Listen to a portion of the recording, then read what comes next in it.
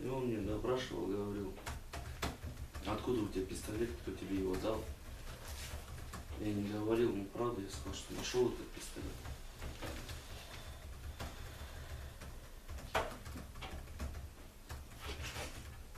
Очень долго запрашивал и интересовался за заявление Адлжана и интересовался за убийство Коханова.